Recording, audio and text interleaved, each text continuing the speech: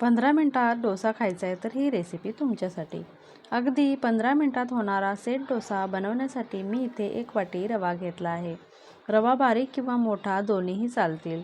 त्यानंतर ज्या वाटीने मी रवा घेतला आहे त्याच वाटीने 1 वाटी पोहे घेतलेत. कांदे पोहे बनवण्यासाठी आपण जे पोहे वापरतो तेच पोहे मी इथे घेतले आहेत. अर्धी वाटी दही मी घेतले आहे. दही, रवा व पोहे 1.5 कप पाणी घालून चमच्याच्या साहाय्याने व्यवस्थित मिक्स करून घ्यायचे आहे. म्हणजे रवा व पोहे छान भिजले जातील. आपले पीठ छान बारीक होईल.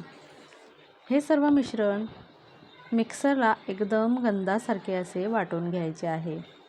वाटलेले पीठ एका बाउलमध्ये काढून घ्यायचे आहे.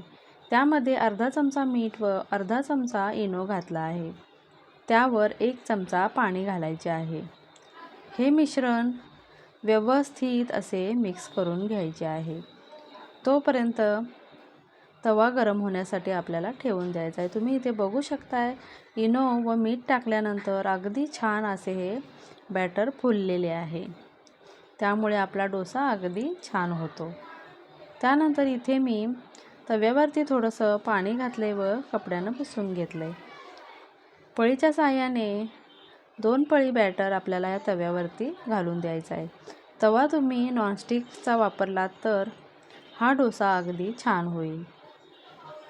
पळीच्या साहाय्याने व्यवस्थित पीठ पसरवून घ्यायचं आहे. तुम्हाला जो हव्या त्या आकारात किंवा हव्या त्या जाडीमध्ये तुम्ही हा डोसा बनवू शकताय. अगदी छान टाकल्या 10 मिनिटांनी त्याला छान जाळी सुटायला लागली आहे. तुम्ही बघू शकताय. अगदी सुंदर असा हा 15 मिनिटात होणारा नाश्ता आहे.